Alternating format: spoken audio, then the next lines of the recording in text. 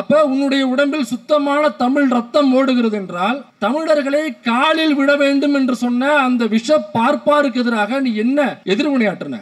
இல்லங்க, தமிழ் இலக்கியங்கள் அவ்வாறு கூறவில்லை, திருவள்ளுவர் அவ்வாறு கூறவில்லை, திருவள்ளுவர் கூறியது வேறு, இந்த பரிமேல் அழகர் என்கிற இந்த பார்ப்பன அடிமை அல்லது பார்ப்பனர் இவ்வாறு எழுதி வைத்திருக்கிறார். சரி, ஆடு மேய்க்கிற பயலுக்கு அம்புட்டு அறிவுனாக்கா திராவிடம் நாடு இல்ல மொழி இல்லைன்னு சொல்றீல்ல, இதே கேள்விய எப்ப ஆரியம்னு சொல்றீங்க, ஆரியம்னு ஏதாவது நாடு இருக்கா? ஆரியம்னு ஏதாவது மொழி இருக்கா? ஆரியம்ங்கிற மொழியை பேசுகிற மக்கள் இருக்கார்களா? அப்படி இல்லைங்கிற பொழுது எதுக்கு நீ ஆரியம் என்கிற வார்த்தை ஏன் பயன்படுத்துறன்னு கேட்கணும்ல. இப்ப ஆரியம் என்பது மொழி கிடையாது, ஆரியம் என்பது ஒரு பார்ப்பனிய சித்தாந்தம். அந்த ஆரியத்திற்கு நேர் எதிரான சித்தாந்தம் தான் திராவிடம் என்கிற சித்தாந்தம். பிறப்புக்கும் எல்லா உயிருக்கும் யார் சொன்னது? யார் சொன்னது? விஜயா. ஏன்னா பூரா ஆட்டோலையும் அதான் எழுதி விட்டுருக்காங்க, பிறப்புக்கும் எல்லா உயிருக்கும் போட்டு கீழே இளைய தளபதி விஜய்னு போட்டிருக்காங்க. டேய், அது சொன்னது திருவள்ளுவர்டா. ஏன்டா போட்டு ஐயா ராமதாஸ் அவர்கள்ட்ட போய் ரிசர்வேஷன் வேணாம்னு சொல்றவன் தான் ரோசக்காரன், ரிசர்வேஷன் வேணாம்னு சொல்றவன் தான் மானம் உள்ளவன் அப்படின்னு தோட்டத்துக்குள்ள போய் சொல்லிட்டு வாயன் பார்ப்போம். இல்ல தோட்டத்து வரைக்கும் போக முடியலன்னா பனையூருக்கு போ, அன்புமணி ராமதாஸ் இருப்பாரு, அவர் 10.5 10 எங்களுக்கு 15 கொடுங்கன்னு கேட்டு இருக்காரு. போய் சொல்ல அன்புமணி ராமதாஸ் கிட்ட. இன்னைக்கு இந்த சீமான் மட்டும் இன்னைக்கு புதுசா வந்தவர் கிடையாது, இதே மாதிரி பல பேர் இருந்தாங்க. மாப்போசி இவங்களுடைய மூதாதையர், அவர் ஹிந்தியை கட்டாயமாக தமிழர்கள் படிக்க வேண்டும் என்று சொன்னவர். புலிகள் தலைவர் பிரபாகரன் அவர்கள் ஒரு தீவிரவாத அமைப்பை சார்ந்தவர் என்று சொன்னவர். அமைதிப்படை வரும் பொழுது புரோட்டோகால் இருந்தும் திமுக வரவேற்க செல்லவில்லை. புரோட்டோகால் எதுவுமே இல்லாமல் புரோட்டாவை தின்னப்பட்டு மாப்போசி அவர்கள் வரவேற்பதற்கு ரோஜாப்பு மாலையோட விமான நிலையத்திற்கு சென்றார். பேரறிஞர் அண்ணா அவர்கள் அன்றே ஒரு கட்டுரை எழுதி வைத்திருக்கிறார். அந்த கட்டுரையுடைய தலைப்பு என்னன்னா, குப்பை மேட்டில் நாய். அதுல என்ன சொல்ல வர்றாருன்னா, குப்பை மேட்டில் உள்ள நாய் அந்த குப்பைகளை கிளறி அதுல உள்ள அழுக்குகளை அதுல உள்ள பழைய உணவுகளை தின்னுட்டு எச்சில் ஒழுக நின்றுகிட்டு இருக்கும், யாரடா கடிக்கலாம்னு. அப்ப அந்த வழியா போற ஊர் தெரு மக்களை கடிக்கிறதுக்கு அது ஓடும். அப்புறம் அவங்க கல் எடுத்து சப்பையை கழட்டுவாங்க, அந்த நாய் திரும்ப கத்திக்கிட்டே அதே குப்பை மேட்டுக்கு வரும், திரும்ப திங்கும், திரும்ப வாணி ஒழுகும், திரும்ப ஓட, திரும்ப கல் எடுப்பாங்க. இப்ப நீங்க இந்த நாய் யார் என்பதை நீங்கள் முடிவு செய்து கொள்ளுங்கள். இது குருமூர்த்தியா அல்லது இதே போன்ற நாய்கள் ஒவ்வொரு முறையும் நம்மை தாக்குவதற்காக இந்த ஆரிய பார்ப்பன கூட்டத்தில் அனுப்பப்படும் மாப்போசியா, ஆதித்தனாரா, சீமானா என்பதை நீங்களே முடிவு செய்து கொள்ளுங்கள். இவ்வளோ பேர் நம்ம வேலையை விட்டு வந்து உட்காந்துருக்கோம், ஏதோ இவங்கெல்லாம் பேச போகிறாங்க, நம்ம ஏதோ கேட்க போகிறோம் அப்படின்னு வந்து உட்காந்துருக்கீங்க ஆவலாக. இன்னொரு பக்கம் இன்னைக்கு இன்னொரு சம்பவம் நடந்திருக்கு திருச்சியில். அங்கே இன்னொரு கட்சியினுடைய தலைவர், புதுசாக வந்திருக்கிற நடிகர், அவர் ஒரு கட்சி ஆரம்பிச்சிருக்காரு. அவர் இதே மாதிரி திருச்சியில் ஒரு கூட்டத்தை கூட்டியிருக்காரு, ரோட் ஷோ அப்படிங்கிற பேரில். இப்போ இந்த கூட்டம் நீங்களே பார்க்குறீங்க, பேரிகார்ட்ஸ் இருக்குது, அங்கே போலீஸ் நிற்கிறாங்க, ஆம்புலன்ஸ் போகுது வருது, பொதுமக்கள் போகிறாங்க வராங்க, மரம்லாம் இருக்குது. நம்ம மரத்துலலாம் ஏறல, நம்ம சேரில் நாகரிகமாக நம்ம சேரில் உட்காந்துருக்கோம். சேரை தூக்கி யாரும் தலையில் வச்சுக்கிட்டு நம்ம யாரும் எடுத்துகிட்டு போகலை, சேரை உடைக்கலை. அப்புறம் அந்த கம்பிகள் எல்லாம் நம்ம யாரும் ஏறிக்கிட்டு பில்டிங்கில் ஏறிக்கிட்டு எதுவும் ஏன்னா நம்ம மனிதர்கள் சுயமரியாதை உள்ள தன்மானம் உள்ள மனிதர்கள், அதனால் இதெல்லாம் செய்யக்கூடாது. மனிதர்கள் என்றால் 2 காலில் தான் நடக்க வேண்டும், சேரில் தான் உட்கார வேண்டுமே தவிர சேரை தூக்கி தலையில் வைத்துக் கொண்டு நாம் உட்காரக்கூடாது, மரத்தில் ஏறி சாகசங்கள் செய்யக்கூடாது. அதுக்கு அணில் இருக்கு, அணில் மரத்தில் இருக்கும், அது அணில் தாவிக்கும். அணில்னு உங்களுக்கு பட்ட பேர் வச்சதுனால இவன் அணிலாவே முழுக்க முழுக்க மாறிட்டான். இதுக்கு இந்த தலைப்புக்கு என்ன சம்பந்தம் நீங்க கேட்கலாம். ஏன்னா அந்த கட்சியினுடைய தலைவர் தான் நம்முடைய கொள்கை ஒரு கண்ணு திராவிடம் இன்னொரு கண்ணு தமிழ் தேசியம் அப்படின்னு சொன்னாப்புல. அதனால நம்ம அதை பேச வேண்டிய கட்டாயத்துக்கு தள்ளப்பட்டோம். நீங்களாம் பார்த்துருப்பீங்க, இன்னைக்கு ஒரு புசியானது பேசணும்னு நினைக்கிற அந்த கட்சியினுடைய பொதுச் செயலாளர் அங்கே உள்ள போன தடவை நடந்த கூட்டத்தில் அந்த கம்பியிலெல்லாம் கிரீஸ் தடவி விட்டாங்க. எனக்கு அந்த கம்பியில் ஏறி அந்த பக்கம் வந்துடுறானுங்க அப்படிங்கிறதுக்காக கம்பியில் கிரீஸ் தடவி நடத்துகிற மாநாடுகளையும் கூட்டத்தையும் நம்ம அங்கே தான் பார்க்க முடியும். ஏறாத ஏறாத மரத்தில் ஏறாத, கரண்ட் கம்பி போகுது, சேர தூக்காத, நாட்டுக்கு சேர தூக்குற காரணம் சொல்லு. இதெல்லாம் கண்டன ஆர்ப்பாட்டத்தினுடைய கோஷங்களாக இன்னைக்கு புதிதாக வந்திருக்கிறது. ஏன்னா ஒரு தடவை மேடையில் பேசி பலரும் இதை ஒன்ஸ் மோர் கேட்க ஆரம்பிச்சிட்டாங்க. அதனால அதை நான் சொல்ல வேண்டிய கட்டாயத்துக்கு தள்ளப்பட்டேன். திராவிடமும் தமிழ் தேசியம் எனக்கு இது ஒரு கண்ணு அது ஒரு கண்ணு அப்படின்னு பேசினாரு. அதே திராவிடத்திற்கு எதிராக திராவிட தலைவர் தந்தை பெரியார் அவர்களுக்கு எதிராக இங்கே இன்னொரு கட்சியினுடைய தலைவர் பெரியாரை குறித்து இழிவாக தரக்குறைவாக ஆபாசமான ஒரு குடோனாக மாறி பேசி கொண்டிருக்கும் பொழுது அந்த ஒரு கண்ணு திராவிடம் ஒரு கண்ணு தமிழ் தேசியம்னு சொன்ன கட்சியிலேருந்து யாராவது எதிர்த்து அவர்களுக்கு பதில் கொடுத்து நீங்கள் அவரை அட்டாக் பண்ணிடலாம் கூட பேச வேண்டாம். ஆனால் வரும்போதே பொன்னையன் தோழர் நம்மளை வான் பண்ணி தான் அனுப்பிச்சிருக்காரு. நீங்கள் நிறைய உரிமையில் பேசுகிறீங்க, அதை பேசக்கூடாது அப்படின்னு வான் பண்ணி தான் அனுப்பிச்சிருக்காரு. அதனால் தோழருடைய அந்த அன்பு கட்டளைக்கு இணங்க நான் கட்டுண்ட கைகளாக நான் இருக்கிறேன். அதனால் நீங்கள் அப்படி பேசக்கூட வேண்டாம். அவர்கள் வைக்கிற அந்த வதந்திக்கு, அந்த குற்றச்சாட்டுகளுக்கு, அந்த ஆதாரமில்லாத குற்றச்சாட்டுகளுக்கு இல்லை, பெரியார் அப்படி பேசவில்லை, திராவிடம் என்கிற சித்தாந்தம் அது கிடையாது என்று எங்கேயாவது ஒரு பேட்டியிலாவது அல்லது ஒரு பதிவு, நீங்கள் வழக்கமாக ட்வீட் தானே போடுவீங்க, ஒரு ட்வீட்டாவது இதுதான் திராவிடம் இதுதான் தமிழ் தேசியம்னு எங்கேயாவது ஒரு மேடையில் அவர் பேசியாவது நீங்கள் பார்த்துருக்கீங்களா? ஆனால் கேட்டோம்னாக்கா ஒரு கண்ணு திராவிடம் ஒரு கண்ணு தமிழ் தேசியம்னு உருட்டிட்டு வருவாப்புல. இந்தியா டுடேனுடைய கான்க்ளேவ் நடந்திருக்கு. அந்த கான்க்ளேவ் ஒரு 4-5 நாளைக்கு முன்னாடி நடந்திருக்கு. அந்த கான்க்ளேவில் தமிழ்நாட்டினுடைய அறிவுஜீவியாக கருதப்படுகிற அந்த மூளை வீங்கிகள் படிக்கக்கூடிய பத்திரிகையினுடைய ஆசிரியராக இருக்கக்கூடிய அந்த வெச பாப்பா குருமூர்த்தி, ஐயோ ஒருமையில் வர வந்துருச்சு, பொன்னையன் தோழர் தெரிஞ்சவர் திரும்ப வான் பண்ணுவார், பார்ப்பார். ஆமாம், அந்த விச பார்ப்பார் அந்த இந்தியா டுடே கான்க்ளேவில் தமிழர்களை பெருமைப்படுத்தும் விதமாக ஒரு ஸ்டேட்மெண்ட்டை சொல்லியிருக்காரு. அது என்ன ஸ்டேட்மெண்ட்னா, தமிழர்கள் அனைவரும் பார்ப்பாருடைய காலில் விழுந்து வணங்க வேண்டும், இதைத்தான் தமிழ் இலக்கியங்கள் சொல்கிறது, திருக்குறள் உட்பட இதைத்தான் சொல்லுகிறது என்று அந்த விச பார்ப்பார் அந்த இந்தியா டுடே கான்க்ளேவ்ல உட்காந்து அந்த விஷத்தை கக்கி இருக்கிறார். இப்ப யாரை சொல்றாருனாக்கா, திராவிடம் என்று பேசுகிறவர்கள் மட்டும் பார்ப்பாருடைய காலில் விழ வேண்டும் அப்படின்னு அவர் சொல்லலை. அவர் சொன்னது தமிழர்கள் அனைவரும் பார்ப்பாருடைய காலில் விழுந்து வணங்க வேண்டும் என்று தமிழ் இலக்கியங்களும் திருக்குறள் உட்பட அதைத்தான் சொல்லுகிறது, அதைத்தான் தமிழர்கள் செய்தார்கள், அதைத்தான் செய்ய வேண்டும், பார்ப்பனியத்தை இந்த தமிழ் இலக்கியங்கள் தூக்கி பிடித்தது, அதைத்தான் போதித்தது என்று சொல்லுகிறார். இப்ப இந்த தமிழ் தேசியவாதிகள் என்று தங்களை சொல்லிக் கொள்கிற சில போலி தமிழ் தேசியவாதிகள், நான் எல்லாரையும் சொல்லலை, சில போலி தமிழ் தேசியவாதிகள் கட்சி வச்சு நடத்திட்டு இருக்காங்க இல்லைங்களா, அவங்களுக்கு உண்மையிலே ரோசம் வந்திருக்கணுமா இல்லையா? உடம்புல ஓடுறது சுத்தமான தமிழ் ரத்தமாக இருந்தால், இப்படிலாம் நம்ம ஒருபோதும் பேசுனது கிடையாது, நம்ம பேச போகிறதும் இல்லை. ஏன்னா அந்த சுத்தமான ரத்தம், ஃபில்டர் பண்ண ரத்தம் அப்படிலாம் நம்மளுக்கு அதில் உடன்பாடும் கிடையாது. அவங்களுக்கு புரியணும்னாக்கா, ஏன்னா அவங்க லாங்குவேஜில் பேசினாங்கன்னா அவங்களுக்கு புரியும். அப்போ உன்னுடைய உடம்பில் சுத்தமான தமிழ் ரத்தம் ஓடுகிறது என்றால், தமிழர்களை காலில் விட வேண்டும் என்று சொன்ன அந்த விஷ பார்ப்பாருக்கு எதிராக நீ என்ன எதிர்வினையாற்றின?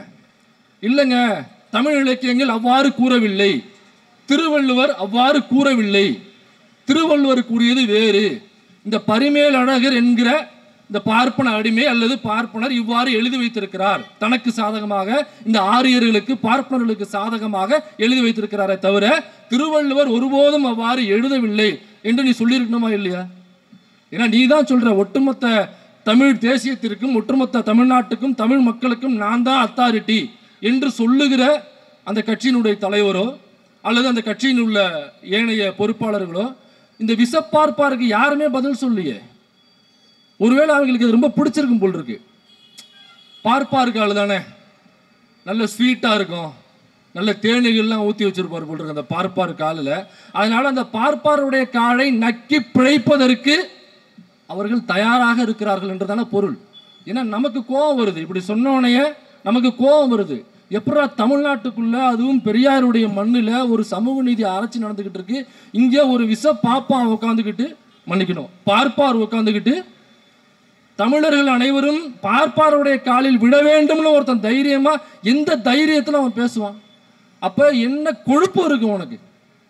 இவ்வளவு திராவிட இயக்கங்கள் இருக்கு, பெரியாரை அண்ணாவை கலைஞரை தலைவராக கொண்ட ஒரு கட்சி இங்க ஆட்சி நடத்திக்கிட்டு இருக்கு. அப்படி இருக்கும் பொழுதே இந்த விசப்பார்ப்பார் ஒரு இந்தியா டுடே என்கிற ஒரு நேஷனல் சேனலுடைய கான்க்ளேவ்ல உட்காந்துக்கிட்டு தமிழர்களை இழிவுபடுத்தி, தமிழ் இலக்கியங்கள் அவ்வாறு தான் கூறுகிறது, திருக்குறளும் அவ்வாறுதான் கூறுகிறது என்று ஒரு பச்சை பொய்யை அந்த பச்சை விசை பார்ப்பார் சொல்லுகிறார்னா உனக்கு ரோசம் இல்லையான்னு கேட்குறேன். எனக்கு ரோசம் வருது. நம்ம திராவிடம்னு பேசுகிறோம், உடனே என்ன தெரியுமா சொல்லுவானுங்க, திராவிடம்னு பேசுறதுனால இல்லை இல்லை இவனுங்களாம் திராவிடர்கள், நம்ம தமிழர்கள். திராவிடம் வேறு, தமிழர்கள் வேறு. திராவிடர்கள் என்றால் தெலுங்கர்கள், தமிழர்கள் என்றால் தமிழர்கள். தமிழர்கள் அப்படின்னாக்கா தமிழ், தமிழ்ங்கிற மொழி இருக்கு, தமிழ்நாடு நிலப்பரப்பு இருக்கு, தமிழை தாய்மொழியாக கொண்ட மக்கள் இருக்கிறார்கள். அதனால தமிழ்நாடு, தமிழ் மொழி இருக்கு, அதனால தமிழ் என்பது ஒரு இனம். நீ திராவிடம்னு சொல்றிய, திராவிடம்னு எங்கேயாவது மொழி இருக்கா? திராவிடம்னு எங்கேயாவது நாடு இருக்கா? திராவிடம் என்கிற மொழியை பேசுகிற மக்களாவது எங்கேயாவது இருக்கிறார்களா? அப்புறம் எதுக்கு நீ திராவிடம்னு சொல்ற? அப்ப தமிழ்நாடுன்னு சொல்லு, தமிழ்னு சொல்லு, தமிழ் இனம்னு சொல்லு, எதுக்கு திராவிடம்னு சொல்ற என்கிற கேள்வியை கேட்பாங்க இந்த தமிழ் தேசியம் என்று சொல்லிக் கொள்கிற போலி தமிழ் தேசியவாதிகள். சரிப்பா, திராவிடம்னு நாடு இல்லை, திராவிடம்னு மொழி இல்லை, திராவிடம் என்கிற மொழியை பேசுகிற மக்கள் இல்லை, அதனால திராவிடம்ங்கிறது இல்லைங்கிற. ஏங்கண்ணா, ஆடு மேய்க்கிற பயலுக்கு அம்புட்டு அறிவா ஏண்டா? இல்லை, அவனுக்கு பூரா ஆடு மாடு தானே மேய்ச்சிட்டு இருக்கானுங்க, அதை தானே அவங்க தலைவர் சொல்கிறாரு. சரி, ஆடு மேய்க்கிற பயலுக்கு அம்புட்டு அறிவுனாக்கா திராவிடம்னு நாடு இல்லை, மொழி இல்லைன்னு சொல்கிறீல்ல. இதே கேள்வியை எப்போ ஆரியம்னு சொல்கிறீங்க, ஆரியம்னு ஏதாவது நாடு இருக்கா? ஆரியம்னு ஏதாவது மொழி இருக்கா? ஆரியம்ங்கிற மொழியை பேசுகிற மக்கள் இருக்கார்களா? அப்படி இல்லைங்கிற பொழுது எதுக்கு நீ ஆரியம் என்கிற வார்த்தை ஏன் பயன்படுத்துறன்னு கேட்கணும்ல. இப்ப ஆரியம் என்பது மொழி கிடையாது. ஆரியம் என்பது ஒரு பார்ப்பனிய சித்தாந்தம். மக்களை அடிமைப்படுத்துகிற ஜாதிய வர்ணாசிரம கட்டமைப்பை ஏற்படுத்தி நம்மை அடிமைப்படுத்துகிற ஒரு சித்தாந்தம் தான் ஆரியம் என்பது. அந்த ஆரியத்திற்கு நேர் எதிரான சித்தாந்தம் தான் திராவிடம் என்கிற சித்தாந்தம். ஆரியம் என்ன சொல்லுது? இங்கு பிறப்பால் ஏற்றத்தாழ்வு உண்டு என்று சொல்லுகிறது. திராவிடம் என்ன சொல்லுகிறது? பிறப்பால் எல்லோரும் சமம் என்று சொல்லுகிறது. அப்ப ஆரியத்திற்கு நேர் எதிரான சித்தாந்தம் தான் திராவிடமே தவிர அதை கொண்டு போய் மொழியோட கம்பேர் பண்ணக்கூடாது. திராவிட மொழி குடும்பம்னு இருக்கு, அது வேறு, நான் அதுக்குள்ள போகல. அப்ப தமிழ்னு சொல்லு அப்படின்னாக்கா இதை நம்ம எங்க சொல்லணும்னா, ஹிந்தி தான் மிக உயர்ந்த மொழி, அதனால் தமிழர்கள் அனைவரும் ஹிந்தியை கட்டாயம் கற்றுக்கொள்ள வேண்டும் என்று மாப்போசி சொல்லும் பொழுது அங்க நீ போய் மாப்போசி கிட்ட சொல்லியிருக்கணும், ஹிந்தி தான் பெரிய மொழியா? அல்ல, தமிழ் தான் உயர்ந்த மொழி, தமிழில் தான் அவ்வளவு இலக்கியங்கள் இருக்கிறது. அப்ப ஹிந்தியை வைத்து தமிழ் மக்களுடைய கலாச்சாரத்தை, மொழியை அழிக்கும் பொழுது நாம் ஹிந்திக்கு எதிராக தமிழ் மொழியை கொண்டு போய் நிறுத்த வேண்டும். டெல்லி என்கிற அதிகாரத்தை வைத்து தமிழர்களாகிய நம்மை, தமிழ்நாட்டினுடைய உரிமைகளை பறிக்கும் பொழுது டெல்லிக்கு எதிராக தமிழ்நாடு என்கிற அரசாங்கத்தை கொண்டு போய் நிறுத்த வேண்டும். ஆரியம் என்கிற சித்தாந்தத்தை கொண்டு பண்பாடாக நம்மை அடிமைப்படுத்துகிற பொழுது அதற்கு எதிராக திராவிடம் என்கிற சித்தாந்தத்தை கொண்டு போய் நிறுத்த வேண்டும். அந்த திராவிடம் தமிழ் அப்படின்னு நிறுத்துறானாக்கா, அப்படி ஒருவேளை அவனாவது பேசினானாக்கா அது எனக்கு தெரிஞ்ச வரைக்கும் 2 பேர் தான் அப்படி பேச முடியும். யாருனாக்கா, ஒன்று நாம் தமிழர் கட்சிக்காரன், இன்னொன்று மனநலம் பாதிக்கப்பட்டவன். இவங்க 2 பேர் தான் திராவிடம் வெர்சஸ் தமிழருங்கிறத உருவாக்க முடியும். ஏதோ திராவிடம்னு பேசுறதுனால நம்மளாம் தமிழர்கள் இல்லை அப்படி. சரி, நான் தெலுங்கன்னே வச்சுக்க, நான் ஒரு அருந்ததி போய் சார்ந்தவன், இல்லை ரெட்டியாரு நாயக்கர் எதுனாலும் வச்சுக்க, நான் எந்த சமூகமாக இருந்தால் உனக்கு என்னன்னு கேட்குறேன்.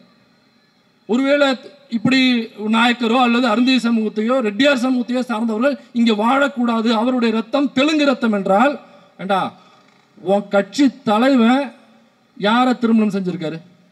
எந்த மொழியை தாய்மொழியாக கொண்ட குடும்பத்திலிருந்து உன்னுடைய தலைவன் பின்னெடுத்திருக்கிறாரு? அப்ப தெலுங்கை தாய்மொழியாக கொண்டவர்கள் அல்லது இந்த ரெட்டியாரு நாயக்கர் அருந்ததி சமூகத்தை சார்ந்தவர்கள் இவர்கள் எல்லாம் தமிழர்கள் இல்லைன்னா, அல்லது இவர்களுக்கு பிறந்த குழந்தை தமிழ் குழந்தை இல்லைனாக்கா, இப்போ உன்னுடைய தலைவனுக்கு பிறந்த குழந்தை நான் கேட்பேனா கேட்க மாட்டேன். எனக்கு என்ன சிவாஜி கிருஷ்ணமூர்த்தி மாதிரி நான் மானங்கடத்தனமா கேட்பேனா கேட்க மாட்டேன். ஐயா பொன்னையன் வேற இருக்காரு அப்படிங்கிற காரணத்துக்காக இல்லையா? அப்ப இந்த இருக்கிற தோழ அப்பப்ப கெஸ்ட் அப்பியரன்ஸ் ஆகிற வந்துட்டு போயிட்டு இருக்காரு. அப்பப்ப நம்ம கண்ணு முடி வருமா இல்லையா அப்படிங்கிற மாதிரி. அப்ப தமிழர்கள் பார்ப்பனர்களுடைய காலில் விழ வேண்டும் என்றால் குருமூர்த்தி அங்கே டிக்ளேர் பண்றாப்ல, தமிழர்கள் பார்ப்பனருடைய காலில் விழ வேண்டும் என்றால் அப்ப பார்ப்பனர்கள் தமிழர்கள் இல்லைங்கிறது டிக்ளேர் ஆயிடுச்சு. ஒருவேளை பார்ப்பனர்களும் தமிழர்கள் தான் இந்த போலி தமிழ் தேசியவாதி சீமான் சொல்வது உண்மை என்றால், அப்ப தமிழர்களுடைய காலில் தமிழர்களே விழ வேண்டும் என்று தமிழ் இலக்கியங்கள் கூறியிருக்கிறது அப்படின்னு தானே அந்த விச பார்ப்பனர் குருமூர்த்தி சொல்லியிருக்கணும். அவர் என்ன சொல்றாருன்னா, தமிழர்கள் பார்ப்பனர்களுடைய காலில் விழ வேண்டும்னா அப்ப தமிழர்கள் வேறு பார்ப்பனர்கள் வேறு என்று அவரே டிக்ளேர் பண்ணிட்டார். ஆனால் நம்ம என்ன சொல்றாப்புனாக்கா பார்ப்பனர்களும் தமிழர்களே என்று உருட்டுகிறார். ஏயா குருமூர்த்தியே சொல்றாப்புல தமிழர்கள் வேறு பார்ப்பனர்கள் வேறுன்னு, உனக்கு என்ன வேர்த்து வடியுது?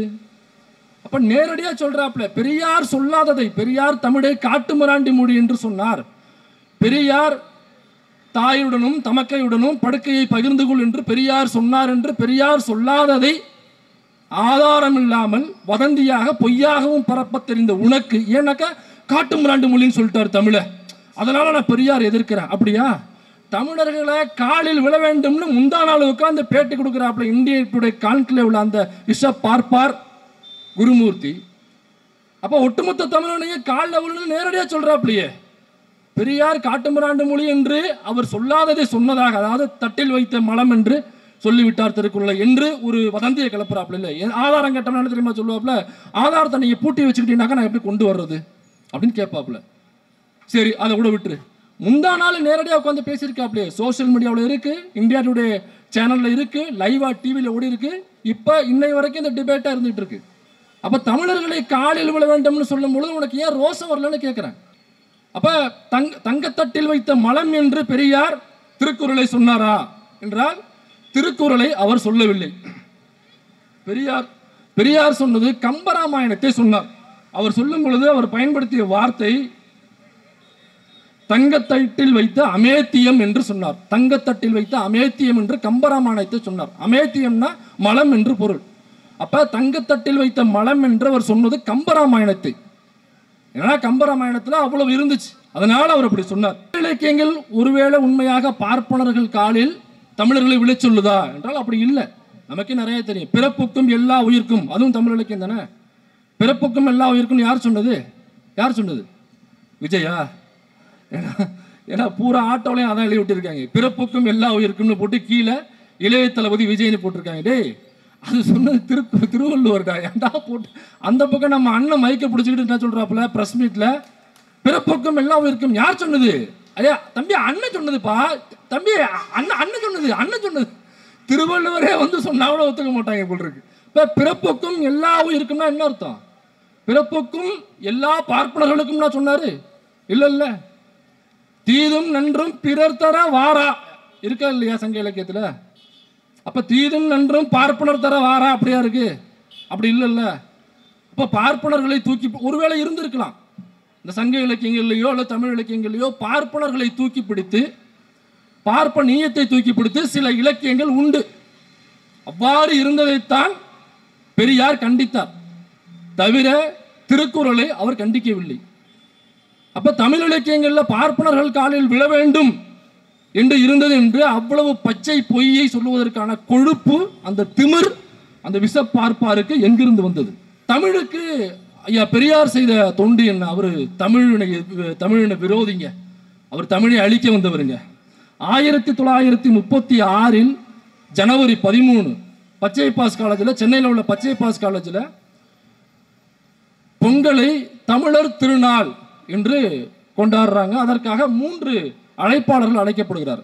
ஒன்று ஐயா பெரியார் அவர்கள், இன்னொருவர் ஐயா திருவிக்கா அவர்கள், இன்னொருவர் நமச்சிவாய முதலியார். நமச்சிவாய முதலியார் அந்த காலேஜில் அவர் ஒரு தமிழ் பேராசிரியராக வேலை செய்து கொண்டிருக்கிறார். இவங்க 3 பேர் தான் சிறப்பு அழைப்பாளர்களாக போகிறாங்க. அதில் பெரியார் போனதை வந்து சீஃப் கெஸ்டாக போகிறார். அவங்க 3 பேர் அழைப்பாளர், அதில் பெரியார் சீஃப் கெஸ்ட். அப்போ பொங்கலை தமிழர் திருநாள் என்று கொண்டாட வேண்டும் என்று ஒரு மீட்டிங் போட்டு முடிவு பண்ணி அதற்கு பெரியாரை சிறப்பு அழைப்பாளர்களை அழைக்கிறார்கள். அதில் தமிழின் மீது பற்று கொண்ட ஐயா திருவிக்காவிலிருந்து நமச்சிவாய முதலியார்லேருந்து எல்லாம் உட்கார்ந்துருக்காங்க. ஒருவேளை ஐயா பெரியார் அவர்கள் தமிழுக்கு எதிரானவர், தமிழ் மொழியை அழிக்க வந்தவர் என்பது உண்மையாக இருந்திருந்தால் திருவிக்கா அந்த மேடையில் இருந்திருப்பாரா? ஐயா தமிழ் பேராசிரியர் நமச்சிவாய முதலியார் அந்த மேடையில் இருந்திருப்பாரா? எங்க இவரை எங்க கூப்பிடுறீங்க? இவர் தமிழ் மொழிக்கு எதிரானவருங்க, தமிழை அழிக்க வந்தவருங்க, தமிழர்களுக்கு எதிரானவருங்க, அவர் எதுக்கு நீ கூப்பிட்டீங்க? அவர் இருக்கிற மேடையில் நாங்கள் இருக்க மாட்டோம்னு சொல்லிட்டு திருவிக்காவும் நமச்சிவாய முதலியாரும் அப்பவே மேடை விட்டு இறங்கி போயிருப்பாங்கல்ல. அப்ப அவங்களுக்கு தெரிஞ்சிருக்கு தமிழ் மொழிக்காக பாடுபடுபவர் ஐயா பெரியார் என்பது அவர்களுக்கு தெரிந்திருக்கிறது. அதே மேடையில் ஐயா பெரியார் அவர்கள் அந்த தமிழ் அறிஞர்களை பார்த்து கேட்கிறாரு, தமிழ் அறிஞர்கள் நிறைய பேர் வந்திருக்கீங்க, ஏன் ஹிந்தி திணிப்புக்கு எதிராக தமிழறிஞர்கள் யாரும் ஏன் வாயை திறக்க மாட்டேன் என்கிறீர்கள்? ஏன் உங்களுக்கெல்லாம் பயமா என்று கண்டிக்கிறார், கேள்வி எழுப்புகிறார். அப்ப என்ன அர்த்தம்னா, ஹிந்தி திணிப்பு வரும்பொழுது ஐயா பெரியார் தான் முதலில் இருக்கிறார். தமிழ் அறிஞர்கள் என்று இருந்தவர்கள் யாரும் ஹிந்தி திணிப்புக்கு எதிரான குரலை எழுப்பவில்லை. அதே மேடையில் வச்சுக்கிட்டு கேள்வி எழுப்புறாரு. எங்கேயோ முதுகு பின்னாடி போய் பேசல, ஒரே மேடையில் ஐயா திருவிக்கா, நமச்சிவாயமலர் போன்ற தமிழறிஞர்கள் பலர் இருக்கிறார்கள். எல்லாரையும் பார்த்தும் இந்த கேள்வி எழுப்புகிறார். அப்ப தமிழ் பற்று இல்லாதவராக இருந்தால் ஹிந்தி வரும் பொழுதே வரட்டும், ஹிந்தி கட்டாய ஹிந்தி ராஜகோபாலாச்சாரி தான் கொண்டு வந்தது, வரட்டும். ராஜகோபாலாச்சாரிக்கும் பெரியாருக்கும் நெருங்கிய நட்பு இருந்தது. ராஜகோபாலாச்சாரி நீ விட்டுரு, நீ ஒரு பாப்பா, சாரி பார்ப்பார், நான் விடுதலை சாதி, நான் ஒரு கன்னட அல்லது தெலுங்க, நம்ம 2 பேரும் சேர்ந்து தமிழ் மொழி அழிச்சிருவோம் பிளான் பண்ணி அப்படின்னு ஹிந்தி திணிப்புக்கு எதிராக பெரியார் போராடாமல் இருந்திருக்கலாமே. ஏன் அவருடைய போராட்டங்கள் ஹிந்தி திணிப்புக்கு எதிராக இருக்க வேண்டும்? போராடாமல் இருந்த தமிழ் அறிஞர்களே அதே மேடையில் வைத்து ஏன் கேள்வி எழுப்ப வேண்டும்? இன்னொரு விஷயம் என்றாரு அதே மேடையில், குப்புசாமி சாஸ்திரி அப்படின்னு ஒரு சமஸ்கிருத பேராசிரியர் அதே காலேஜில் வேலை பார்க்குறாரு. அந்த குப்புசாமி சாஸ்திரிக்கு 300 ரூபாய் மாத சம்பளம். ஆனால் தமிழ் பேராசிரியராக அதே கல்லூரியில் வேலை பார்த்தா அந்த மேடையில் இருந்த அந்த முதலியார் இருக்கார் இல்லைங்களா, அவருக்கு மாதம் வெறும் 85 ரூபாய். நல்லா யோசிச்சு பாருங்க, தமிழ் பேராசிரியருக்கு 85 ரூபாய், சமஸ்கிருத ஆசிரியருக்கு 300 ரூபாய். சமஸ்கிருத ஆசிரியர் குப்புசாமி சாஸ்திரின்னா யாருன்னு உங்களுக்கு புரிஞ்சிருக்கும், பார்ப்பார். அப்போ அந்த சமஸ்கிருத ஆசிரியர் பதவிக்கு நம்மால் யாரும் போக முடியுமா? யாராவது வன்னியர் கவுண்டர்னு வச்சுங்க, நீங்கள் பட்டியல் சமூகத்தோட விட்டுருவோம். வன்னியர் கவுண்டர்னு ஆண்ட சாதி என்று பெருமை பேசுகிற வன்னியர் சமூகமாக இருக்கட்டும், கவுண்டரோ தேவரோ அல்லது முக்குளத்தூரில் உள்ள எந்த சமூகமோ அல்லது நாடார் சமூகமோ கோனார் சமூகமோ, இந்த சமூகத்திலிருந்து யாராவது அன்றைய காலகட்டத்தில் சமஸ்கிருத வாத்தியாராக சமஸ்கிருத பேராசிரியராக போய் உள்ள உட்காந்துட முடியுமா? உட்கார முடியாது. இப்போ சமஸ்கிருத பேராசிரியராக யார் மட்டுமே போக முடியும்? பார்ப்பார் சமூகத்தை சார்ந்தவர்கள் மட்டுமே போக முடியும். அப்போ அந்த வேலைக்கு 300 ரூபாய், அதைவிட அதிகமான வேலை பளு உள்ள தமிழ் பேராசிரியருக்கு வெறும் 85 ரூபாய். என்னடா அது கொடுமை! 81 ரூபாய். நான் 4 ரூபாய் அதிகமாக சொல்றேன், 81 ரூபாய். அப்ப நீங்க உழைப்பாகவும் பார்த்தீங்கன்னாக்கா தமிழ் பேராசிரியருக்கு தான் உழைப்பும் அதிகமாக இருக்கும். ஏன்னா அவர் அதிகமாக இலக்கியங்கள் படிக்கணும், இலக்கண இலக்கியங்கள் படிக்கணும். அது மட்டும் இல்லாமல் மாணவர்களும் அங்கே தான் அதிகமாக இருப்பாங்க. சமஸ்கிருத வாத்தியாருக்கு வேலை கம்மியாக இருக்கும். இந்த புராண இதிகாசம் அந்த குப்பைகளை மட்டுமே படித்து வச்சுட்டு உட்காந்துட்டு வெறுமனே இருக்கிற 3% உள்ள மாணவர்கள் ஒரு 10 பேர் அங்கே இருக்காங்கன்னாக்கா, தமிழ் பேராசிரியருக்கான மாணவர்கள் அதை விட 10 மடங்கு அதிகமாக இருப்பாங்க. தொண்டைகளையே அவர் கத்தணும், ஏகப்பட்ட வேலைகள் இருக்கும், வேலையும் அதிகம், அவருக்கான படிப்பும் அதிகம். ஆனால் சம்பளம் மட்டும் வெறும் 81. இந்த பக்கம் வேலையும் கம்மி, படிப்பும் கம்மி, சொல்ல போனோம்னாக்கா அறிவும் கம்மி. அவளுக்கு எவ்வளோ சம்பளம்னாக்கா 300 ரூபாய், 300 ஓவாய். பெரியார் இதை அதே மேடையில் கண்டிக்கிறாரு. இது என்ன நியாயம்? தமிழ் பேராசிரியருக்கு வெறும் 81 ரூபாய், அந்த குப்புசாமி சாஸ்திரிக்கு அவர் சமஸ்கிருத ஆசிரியர், அவருக்கு மட்டும் எப்படி நீங்கள் 300 ரூபாய் கொடுக்குறீங்க? தமிழ் பேராசிரியருக்கும் 300 ரூபாய், அவர் கொடுக்கிற அதே சம்பளத்தை உயர்த்தி கொடுக்க வேண்டும் என்கிற கோரிக்கையை வைக்கிறார். சில தினங்களில் அந்த கோரிக்கை நிறைவேற்றப்பட்டு அன்றிலிருந்து தமிழ் பேராசிரியர்களுக்கும் அதே 300 ரூபாய் சம்பளம் கொடுக்கப்படுகிறது. இப்போ தமிழுக்கு எதிரானவர், தமிழ் மக்களுக்கு எதிரானவர் பெரியார்னாக்கா, அவர் என்னத்துக்கு போய் நமச்சிவாயமலருக்கு வக்காலத்து வாங்கிட்டு, தமிழ் ஆசிரியர்களுக்கு வக்காலத்து வாங்கிட்டு, தமிழ் மக்களுக்கு வக்காலத்து வாங்கிக்கிட்டு 81 ரூபாய் இருந்த சம்பளத்தை 300 ரூபாயாக எதற்கு அவர் மாற்ற வேண்டும்? இவ்வளவு வேலைகள் செய்த பெரியாரை இவர் ஒரு தமிழின துரோகி, இவர் தமிழ் இனத்தின் துரோகி என்று பேசிக் கொண்டிருப்பார்கள். சரி, திருக்குறள்ல அப்படி என்னதான் இருக்கு அப்படின்னு பார்த்தோம்னாக்க, பரிமேலழகர் எழுதின உரை இருக்கு. அவர் தான் முதல்ல உரை எழுதினது நினைக்கிறேன். அவர் ஒரு பார்ப்பனர் என்று சிலர் சொல்லுகிறார்கள், இல்லை அதற்கு ஆதாரம் இல்லைன்னு சில பேர் சொல்றாங்க. எதுவாக இருந்தாலும் அவர் எழுதிய உரை முழுக்க முழுக்க பார்ப்பனிய சிந்தனையோடு பார்ப்பனர்களுக்கு மட்டுமே நலன் பயக்கக்கூடிய உரையாக திருக்குறளுடைய உரை இருந்தது. அதைத்தான் அப்பொழுது எல்லோரும் படித்தார்கள், அதைத்தான் பெரியாரும் படித்தார். ஏன்னா அதுதான் அப்ப பெரும்பாலும் புழக்கத்தில் எல்லோருமே இருந்தது. அப்ப பரிமேலழகர் திருவள்ளுவர் எழுதிய திருக்குறளை என்னவாக எழுதியிருக்காருன்னா, அறத்துப்பால்ல ஒரு குறள், மனு முதலிய நூலோர் விதித்தன செய்தலும் விளங்கியன ஒழிதலும் அறமாகும். ஒன்று என்னதுல விளக்கியன ஒழிதலும், என்னன்னாக்கா ரொம்ப சிம்பிள். மனு என்ன சொல்லுதோ, இதை செய்ய வேண்டும் என்று எதை சொல்லுகிறதோ அதை நாம் செய்ய வேண்டும். மனு இதையெல்லாம் செய்யக்கூடாது என்று எதை சொல்லுகிறதோ அதையெல்லாம் நாம் செய்யக்கூடாது. அதுதான் அறம் என்று பரிமேலழகர் எழுதிய உரை. அப்ப மனு என்ன சொல்லும்? பார்ப்பனர் அல்லாதவர்கள் படிக்கக்கூடாது, ஒருவேளை படித்தால் காதில் ஈயத்தை காய்ச்சி ஊற்ற வேண்டும். பார்ப்பனர் அல்லாதவர்கள், பட்டியல் சமூகத்தை சார்ந்தவர்கள், குறிப்பாக அன்று தீண்டத்தகாதவர்கள் என்று அறியப்பட்ட பட்டியலில் உள்ளவர்கள் கோவிலுக்குள் வரக்கூடாது, தெருவுக்குள் வரக்கூடாது, செருப்பு அணியக்கூடாது, தோளில் துண்டு அணியக்கூடாது, கல்வி கற்கும் உரிமை கிடையாது, நீ சொத்து வைத்திருக்கும் உரிமை கிடையாது. இதுதானங்க மனு சொன்னுச்சு. பெண்கள் வீட்டை விட்டு வெளியே வரவே கூடாது. பெண்கள் பிறந்தோன பெற்றோருக்கு அடிமை, கல்யாணம் பண்ணி கொடுத்தோன்னா புருஷனுக்கு அடிமை, புள்ள பிறந்துட்டானாக்கா அந்த பிள்ளைக்கு அடிமை. பிறந்ததிலிருந்து இறப்பு வரை ஆணுக்கு அடிமையாக இருந்து தொண்டு செய்து ஊழியம் செய்து சாக வேண்டும் பெண்கள். இதுதான் மனு சொன்னது. அப்ப மனு எதை செய்யணும் சொல்லுதோ அதை செய்யணும்னு சொல்லி எழுதியிருக்காரு பரிமேலழகர். எதை செய்யக்கூடாதுன்னு சொல்லிருக்காரோ அதை செய்யக்கூடாது, அதுதான் அறம் என்று சொல்லுகிறார். இப்படி எழுதியிருந்தாக்கா பெருசு எப்படி இதை ஏற்றுக்கும் சொல்லுங்க? இதை பெரியார் படிக்கிறார். இதை படிச்சாக்கா ஐயா பெரியார் இதை எப்படி ஏற்றுக்குவார்? இன்னொரு குறள் சொல்றேன். அந்தந்த வர்ணத்தார் தமக்குரிய தொழிலை தவறாமல் செய்வதுதான் ஒழுக்கமாகும் எழுதியிருக்கார். அப்ப பிறப்பின் அடிப்படையில் இந்த சாதி என்றால் இந்த தொழிலைத்தான் செய்ய வேண்டும், வேறு தொழிலை நீ செய்யக்கூடாது என்று வர்ணத்தாருக்குடைய தொழில் எதுவோ அதை மட்டும்தான் செய்ய வேண்டும், வேற தொழிலே செய்யக்கூடாது. இதுதான் ஒழுக்கம்னு எழுதியிருக்கார். இதை படிக்கும் பொழுது பெருசுக்கு கோபம் வருமா வராதா? இந்த கோபத்தில் பெரியார் திருக்குறளுக்கு எதிராக பேசினார். அதற்கு பின்பு அருகில் இருந்தோர் ஐயா அது பரிமேலழகர் எழுதிய உரை உண்மையான உரை, அது கிடையாது என்று சொல்லி அதற்கு பிறகு திருக்குறளுக்கான உண்மையான உரை எழுதப்படுகிறது.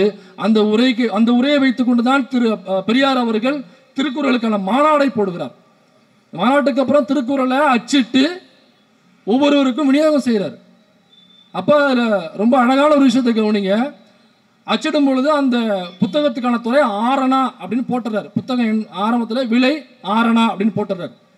அச்சிட்டு முடிச்சதுக்கு அப்புறம் கணக்கு வழக்கு பார்க்கும் பொழுது 5 தான் வருது. ஆனால் விலை 6 போட்டார். அடக்க விலையிலேயே மக்கள்கிட்ட கொண்டு போய் சேர்க்கணும்னு அவருடைய எண்ணம். அப்புறம் என்ன பண்ணுறாருன்னா அச்சிட்டு முடிச்சாச்சு என்பதற்காக மறுநாள் அவருடைய ஏட்டில் எழுதுகிறார், இந்த திருக்குறள் புத்தகத்தை நான் அச்சிட்டு உங்கள் எல்லோருக்கும் அனுப்பியிருக்கிறேன், இதில் 6 என்று விலையை போட்டிருக்கிறேன். இறுதியில் கணக்கு வழக்கு பார்க்கும் பொழுது அடக்க விலை 5 தான் வந்தது. அதனால் வாங்குபவர்கள் 5 கொடுத்தே வாங்குங்கள், இதை விற்பவர்களும் 5 கொடுத்தே வியுங்கள் என்று பெரியார் ஏட்டில் எழுதுகிறார். அந்த 1 அதிகமாக வச்சு போறதுனால ஒருவேளை மக்கள் வாங்குவதற்கு சங்கோச்சப்படுவாங்களோ கஷ்டப்படுவாங்களோ என்பதற்காக அதை அடக்க விலையிலே போட்டு ஒவ்வொரு வீட்டுக்கும் கொண்டு சேர்த்தவர் ஐயா பெரியார் அவர்கள். அது மட்டும் இல்லை, அந்த திருக்குறளான மாநாட்டில் நிறைய கோரிக்கைகள், அதில் முக்கியமான கோரிக்கைகள் என்னென்னா, இப்போ நாமெல்லாம் ஸ்கூல் காலேஜ் படிக்கும் பொழுது நமக்கு தமிழ் புத்தகத்தில் திருக்குறள் வரும். 20 திருக்குறள் அல்லது 40 திருக்குறள் நம்ம படிச்சிருப்போம். இது பெரியார் வைத்த கோரிக்கை. பள்ளி கல்லூரிகளில் இந்த திருக்குறளை கட்டாய பாடமாக நாம் வைக்க வேண்டும்னு ஒரு கோரிக்கை வைக்கிறார். அப்போ என்ன அர்த்தம்னாக்கா, பெரியார் கோரிக்கை வைப்பதற்கு முன் இங்கு தமிழ் பாடத்தில் திருக்குறள் பாட புத்தகத்தில் கிடையாது. பெரியார் கோரிக்கை வைத்ததற்கு பிறகுதான் அந்த கோரிக்கை நிறைவேற்றப்பட்டு நாம் படிக்கிற தமிழ் புத்தகத்தில் ரொம்ப எளிமையான குறளை பள்ளி புத்தகத்தில் வைங்க, கடினமான குறள்களை காலேஜினுடைய புத்தகத்தில் வைங்க அப்படின்னு கூடுதல் ஒரு கோரிக்கையும் வைக்கிறாரு. அப்போ நாம் இப்போ படிக்கிறதெல்லாம் இருக்குது பார்த்தீங்களா, இது பெரியார் கோரிக்கை வைத்ததுக்கு அப்புறம் நிறைவேற்றப்பட்டு நாம் அன்றைக்கி திருக்குறளை படிச்சிருக்கோம். நீங்கள் எந்த அரசு பேருந்தில் போனாலுமே திருக்குறள் எழுதியிருப்பாங்க. வள்ளுவர் கோட்டம் இது எல்லாமே திருக்குறளின் நினைவாக கட்டப்பட்டது. இப்போ இவ்வளவு செஞ்ச பெரியார தமிழின விரோதி, திருக்குறளை தட்டில் வைத்த மலம் என்று சொல்லிவிட்டார், திராவிடம் வேறு தமிழ் தேசியம் வேறு என்று உருட்டுவார்கள். பெரியார் அவர்கள் திராவிடர் கழகம் என்பதை ஆரம்பிக்கும் பொழுது வைத்த கோரிக்கைகள் மிக முக்கியமான கோரிக்கை தனித்தமிழ்நாடு என்ற கோரிக்கையை முன்வைக்கிறார். பெண் விடுதலை, ஜாதி ஒழிப்பு, தனித்தமிழ்நாடு என்கிற கோரிக்கையை திராவிடர் கழகம் ஆரம்பிக்கும் பொழுது வைத்த மிக முக்கியமான கோரிக்கை. இன்னைக்கு தமிழ் தேசியம்னு பேசிக்கிட்டு திரிகிறாங்கல்ல சில கட்சியினுடைய தலைவர்கள், எங்கேயாவது ஒரு மேடையிலையாவது தனித்தமிழ்நாடு என்ற வார்த்தையாவது பயன்படுத்தியிருப்பாங்களா? அல்லது கட்சியினுடைய ஆவணங்களில் கட்சியினுடைய ரூல்ஸ் அண்ட் ரெகுலேஷனில் அந்த அவங்களுடைய பைலால எங்கேயாவது ஒரு இடத்துல தனித்தமிழ்நாடு என்பதை பேசியோ எழுதியோ இருப்பார்களா? பேசினாக்க நீ கட்சி நடத்த முடியாதுங்க. தேர்தல் ஆணையம் கட்சியினுடைய அங்கீகாரத்தை பிடிக்கிட்டு விரட்டி விட்டுரும். பிரிவினை பேசுறேன்னு சொல்லி விரட்டி விட்டுரும்.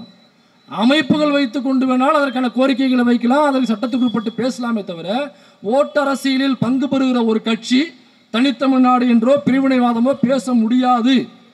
பேசினால் தேர்தல் ஆணையம் பின்னாடியே நமக்கு ரிவிட் அடிக்க வந்துவிடும் என்பதை நாம் புரிந்து கொள்ள வேண்டும். அப்ப நீ என்னதான் தமிழ் தேசியம் பேசுற, அப்புறம் எப்படி பண்ண தமிழ் தேசியம் கூப்பிட்டு இருக்க? கடைசி அங்கே தெரியுமா நிற்பானுங்க, நாங்கள் சொல்றது மாநில சுயாட்சி அப்படின்னு பாடுங்க. டே லூசு பயிரோட அதுதானடா திமுக பேசிட்டு இருக்கு. மாநில சுயாட்சி தானடா அப்பத்துல இருந்து பேசிக்கிட்டு இருக்கு. அண்ணா தனித்தமிழ்நாடு என்கிற கோரிக்கையை கைவிட்டதுக்கு காரணம் ஒன்றிய அரசு பிரிவினையை பேசக்கூடாது, பேசினால் கட்சி அங்கீகாரம் காலி செய்யப்படும் என்று சொல்லும் பொழுது கடைசியாக சொன்னது அதற்கான காரணிகள் என்னமும் இருக்கிறது என்று சொல்லி அண்ணா முடித்தார்.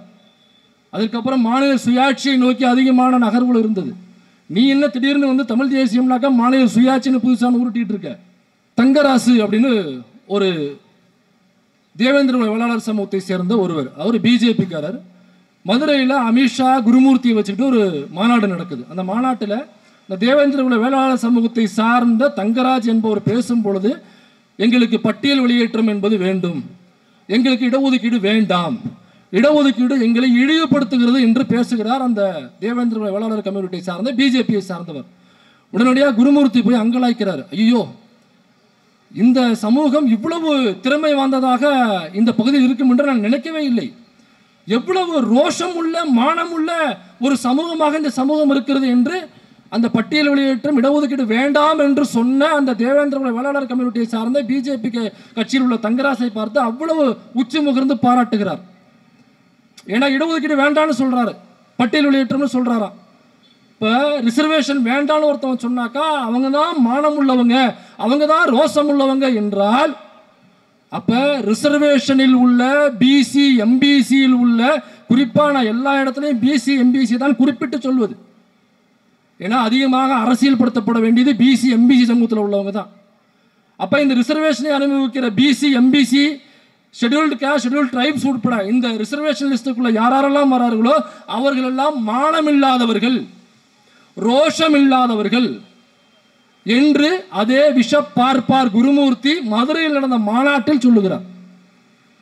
இதை பார்த்து நமக்கு எந்த ரோஷமும் வரல, எந்த மானமும் வரல, எதுவுமே இல்லாமல் நம்ம அதை கேட்டுட்டு உட்காந்துருக்க தான் செய்கிறோம். நான் என்ன கேட்குறேன்னா, இதே ஸ்டேட்மெண்ட்டை குருமூர்த்தி அவருடைய நெருங்கிய நண்பராக இருக்கக்கூடிய ஐயா ராமதாஸ் அவர்கள்ட்ட போய் ரிசர்வேஷன் வேணாம்னு சொல்றவன் தான் ரோசக்காரன், ரிசர்வேஷன் வேணாம்னு சொல்றவன் தான் மானம் உள்ளவன் அப்படின்னு தோட்டத்துக்குள்ள போய் சொல்லிட்டு வாயன் பார்ப்போம். இல்லை தோட்டத்து வரைக்கும் போக முடியலன்னா பனையூருக்கு போ, அன்புமணி ராமதாஸ் இருப்பார், அவர் 10.5 10 எங்களுக்கு 15 கொடுங்கன்னு கேட்டுட்டு இருக்காரு. போய் சொல்ல அன்புமணி ராமதாஸ் கிட்ட, அன்புமணி ராமதாஸ் உங்க ஃப்ரெண்டு தானே ஐயா அன்புமணி ராமதாஸ் அவர்களே, இடஒதுக்கீடு வேண்டாம் என்று சொல்பவன் தான் ரோசம் உள்ளவன் மானம் உள்ளவன் அப்படின்னு போய் சொல்லி பாருங்க பார்ப்போம்.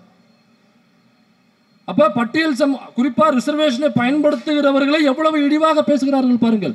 ஆனா இந்த 10.5 உள் இடஒதுக்கீடு என்று சொல்லி வன்னியர் சமூகத்தை ஏமாற்றிய அதிமுக சாதிவாரி கணக்கெடுப்பு எடுக்காமலேயே 10.5 நாங்க தர்றோம்னு சொல்லி ஏமாத்தினாங்க பாத்தீங்களா அதிமுக. இதுல அதே மோஸ்ட் பேக்வர்டு கிளாஸ் மிகவும் பிற்படுத்தப்பட்ட அதே வகுப்புல உள்ள பிரமலை கள்ளர்கள் ஒட்டுமொத்தமா ஒன்று கூடி அவருடைய சமூகத்தில் அந்த சங்கத்தில் ஒரு முடிவெடுத்தார்கள். இந்த 10.5ங்கிறத நீங்க எந்த அடிப்படையில் அவங்களுக்கு தர்றீங்க?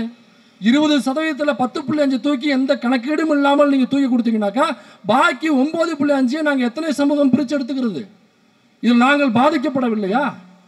குறிப்பா சொல்றேன், இதுவரை ஹைகோர்ட்ல சென்னை ஹைகோர்ட்ல ஹைகோர்ட்டாக இருக்கட்டும் சுப்ரீம் கோர்ட்டாக, சுப்ரீம் கோர்ட்டோட விட்டுலாம், சென்னை ஒரு தமிழ்நாட்டில் உள்ள ஹைகோர்ட்டில் கூட அல்லது இந்தியா முழுக்க உள்ள ஒரு ஹைகோர்ட்டில் கூட பிரமலை கள்ளர் சமூகத்திலிருந்து இதுவரை ஒரு ஜட்ஜு கூட வரல.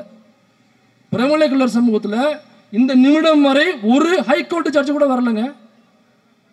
அப்ப ரிசர்வேஷன் யாருக்கு முக்கியமாக வேணும்? அப்ப 10.5ன்னு சொல்லி பிரமலை கள்ளர் சமூகத்தை நீ ஏமாற்ற பார்க்கிறாரா என்று சொல்லி பால்ல அடிச்சு சத்தியம் பண்ணாங்க. அதிமுகவிற்கு நாங்கள் வாக்களிக்க மாட்டோம் ஏனென்றால் இடஒதுக்கீட்டில் அதிமுக பிரமலை கல்லர் சமூகத்தை ஏமாற்றி விட்டது. எங்கள் சமூகத்தில் அவ்வளவு மிகவும் பிற்படுத்தப்பட்ட நிலையில் நாங்கள் இன்னமும் அவ்வளவு குடும்பங்கள் இருக்கிறது, அவ்வளவு மக்கள்கள், இளைஞர்கள், மாணவர்கள் இருக்கிறோம். நீங்கள் 10.5 ஓட்டுக்காக தூக்கி கொடுத்தீங்கன்னாக்கா அப்ப நாங்கள் இழிச்சவாய்களா என்று சொல்லி பாலில் சத்தியம் பண்ணி ஓட்டு போட மாட்டோம் என்று சொன்னார்கள். அதுக்கப்புறம் அதிமுக வண்டி அந்த பக்கம் மதுரை பக்கம் வண்டி உள்ள போகவே முடியல.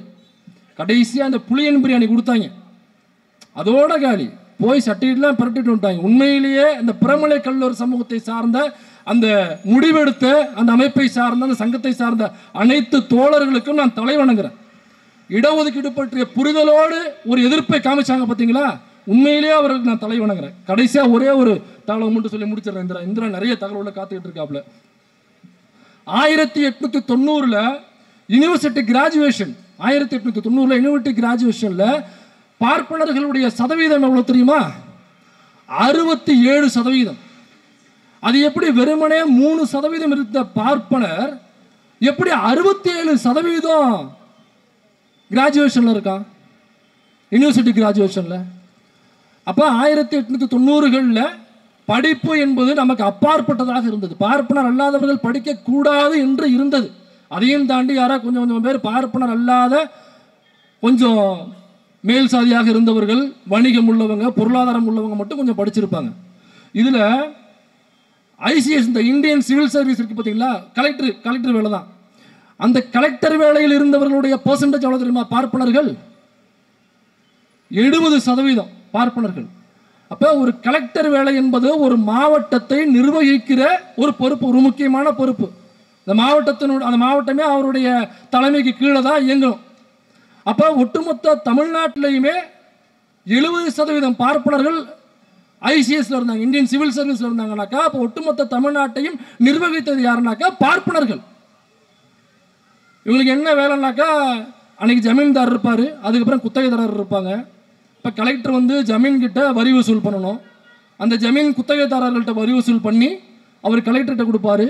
கலெக்டர் கொண்டு போய் கஜானாவில் போட்டுருவார். இந்த கலெக்டருக்கு எவ்வளோ தெரியுமா சம்பளம் இந்த வேலைக்கு? அன்றைய காலகட்டத்திலேயே 1500 ரூபாயிலிருந்து 3000 ரூபாய் வரை சம்பளம். அது மட்டும் இல்லை, நீங்கள் அதிகமாக வரி வசூல் பண்ணி கொடுத்தீங்கன்னா இன்சென்டிவ் வேறு எக்ஸ்ட்ரா உண்டு. இந்த 1500 ரூபாய் என்பது அந்த காலகட்டத்தில், இன்றைக்கு அந்த 1500 காலைல கால்குலேட் பண்ணி பார்த்தேன். இன்றைய காலகட்டத்தில் 2025 அந்த 1500 ரூபாயோட மதிப்பு எவ்வளோ தெரியுமா? நம்ம கனவுலையே நினைக்காத ஒரு தொகை, 10 லட்சம் ரூபாய் வருதுங்க. அன்றைக்கு 1500 ரூபாய் வாங்கிய ஐசிஎஸ்னுடைய சம்பளம் இன்றைய காலகட்டத்தில் 10 லட்சம் ரூபாய். இது முழுக்க முழுக்க யார் அந்த பதவியில் இருந்ததுனாக்கா பார்ப்பனர் சமூகத்தை சார்ந்தவர்கள் மட்டுமே இருந்தார்கள். அப்ப அந்த நிலைமையிலிருந்து இன்னைக்கு நம்ம இந்த நிலைமைக்கு வந்திருக்கோம் அப்படின்னாக்கா, தமிழ்நாட்டில் இதற்கான மாற்றத்தை கொடுத்தவர் ஐயா பெரியார் அவர்கள். இந்த மாற்றத்தை ஆரிய என்கிற சித்தாந்தத்திற்கு எதிராக திராவிடம் என்கிற சித்தாந்தத்தை நிறுத்தி இந்த முன்னேற்றத்தை இந்த அளவுக்கு கொண்டு வந்ததற்கு திராவிடம் என்கிற சித்தாந்தம் தான் காரணம். அதனால திராவிடம் வேறு, தமிழ் தேசியம் வேறு என்பது கிடையாது. திராவிடம் என்கிற சித்தாந்தம் தமிழர்களுடைய முன்னேற்றத்திற்காக தமிழ்நாட்டில் இருந்த சித்தாந்தம். அதன் அடிப்படையில் தான் இன்னைக்கு நான் முதல் கிராஜுவேட். நான் என்னுடைய குடும்பத்தில் முதல் தலைமுறை பட்டதாரி. பெரும்பாலும் நம்ம அப்படிதான் இருப்போம். இதே மாதிரி அன்றிலிருந்து இன்னைக்கு வர, இன்னைக்கு இந்த சீமான் மட்டும் இன்னைக்கு புதுசாக வந்தவர் கிடையாது. இதே மாதிரி பல பேர் இருந்தாங்க. மாப்போசி இவங்களுடைய மூதாதையர், அவர் ஹிந்தியை கட்டாயமாக தமிழர்கள் படிக்க வேண்டும் என்று சொன்னவர். புலிகள் தலைவர் பிரபாகரன் அவர்கள் ஒரு தீவிரவாத அமைப்பை சார்ந்தவர் என்று சொன்னவர். அமைதிப்படை வரும் பொழுது புரோட்டோகால் இருந்தும் திமுக வரவேற்க செல்லவில்லை. புரோட்டோகால் எதுவுமே இல்லாமல் புரோட்டாவை தின்னப்பட்டு மாப்போசி அவர்கள் வரவேற்பதற்கு ரோஜாப்பு மாலையோட விமான நிலையத்திற்கு சென்றார். இந்த மாப்போசி இப்ப இருக்கிற இந்த நாம் தமிழர் கட்சி போன்ற போலி தமிழ் தேசியவாதிகள் இவங்கெல்லாம் அவங்களுடைய மூதாதையர்களாம். யாரு? ஹிந்தியை கட்டாயமா படிங்கன்னு சொன்னவர். சமஸ்கிருதம் இந்தியாவினுடைய பொதுமொழியாக இருக்க வேண்டும், சமஸ்கிருதம் நம்முடைய ஆன்மீக மொழியாக இருக்க வேண்டும் என்று சொன்னவர் தமிழ் தேசியவாதியா புலிகள் தலைவர் பிரபாகரனுக்கு எதிராக, அமைப்பிற்கு எதிராக தொடர்ந்து தன்னுடைய செங்கோல் என்கிற அந்த பத்திரிகையில் எழுதியும் புதுவெளியில் பேசியும் அந்த மாப்போசி நிறைய பேர் மயிலை பொன்னுசாமி சிவஞானம் நினைச்சிட்டு இருக்காங்க. அது கிடையாது. மாப்போசி என்றால் மயிலை பொன்னுசாமி சிவஞானம் கிடையாது. அவர் மண்ணெண்ணைக்கேன் பொன்னுசாமி சிவஞானம். அந்த மண்ணெண்ணெய் கேனுக்கு பின்னாடி ஒரு வரலாறு இருக்குது, ஒரு ஃப்ளாஷ்பேக் இருக்குது, அது எல்லாருக்குமே தெரிஞ்சிருக்கும். அதனால நான் நெக்லெக்ட் பண்ணிட்டு போகிறேன். அதனால இந்த திராவிடத்திற்கு எதிராக தொடர்ந்து இந்த ஆரிய பார்ப்பனியம், மாப்போசி, ஆதித்தனாரு, சீமான் தொடர்ந்து இது போன்று பல நபர்களை இறக்கி விடுவார்கள். அதனால இவர்களுக்கு நாம் இறுதியாக சொல்ல வேண்டியது ஒரே ஒரு விஷயம்தான், அதை மட்டும் சொல்லி முடிச்சிடுறேன். இதற்கு நாம் பதில் சொல்ல வேண்டியதில்லை. பேரறிஞர் அண்ணா அவர்கள் அன்றே ஒரு கட்டுரை எழுதி வைத்திருக்கிறார். அந்த கட்டுரையுடைய தலைப்பு என்னன்னா, குப்பை மேட்டில் நாய். அதுக்கு இன்னொரு தலைப்பும் இருக்கு, அதை நான் சொல்ல முடியாது, நீங்க போய் படிச்சுக்கங்க.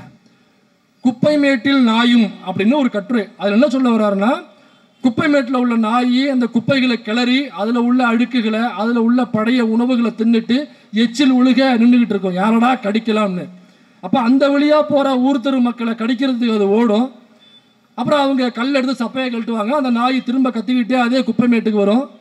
திரும்ப குப்பை மேட்டில் அதே அந்த பழைய சோறை, அந்த அழுக்கை வந்து கிண்டி தின்னுக்கிட்டு இருக்கும். திரும்ப வாணி ஒழுகை யாரையாவது கடிக்க வெறிகுண்டு காத்திருக்கும். திரும்ப நாகரிகம் அடைந்த மனிதர்கள் அங்கே நடந்து போவாங்க, அவங்களுக்கு கடிக்க திரும்ப ஓடும். திரும்ப கல்லெடுப்பாங்க, திரும்ப நாய் வரும், திரும்ப திங்கும், திரும்ப வாணி ஒழுகும், திரும்ப ஓடும், திரும்ப கல்லெடுப்பாங்க.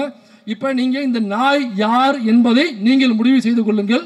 இது குருமூர்த்தியா அல்லது இதே போன்ற நாய்கள் ஒவ்வொரு முறையும் நம்மை தாக்குவதற்காக இந்த ஆரிய பார்ப்பன கூட்டத்தில் அனுப்பப்படும் மாப்போசியா, ஆதித்தனாரா, சீமானா என்பதை நீங்களே முடிவு செய்து கொள்ளுங்கள். வாய்ப்பளித்த உங்கள் அனைவருக்கும் நன்றி கூறி அமர்கிறேன். நன்றி, வணக்கம்.